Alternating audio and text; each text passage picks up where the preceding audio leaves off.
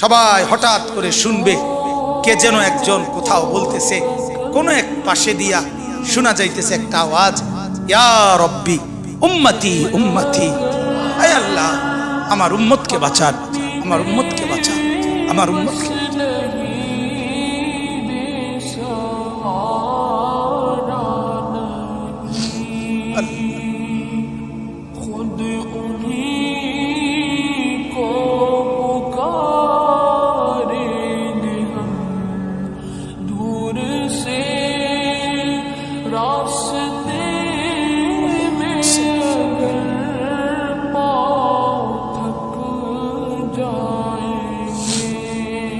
তো তিনি কে বলেন?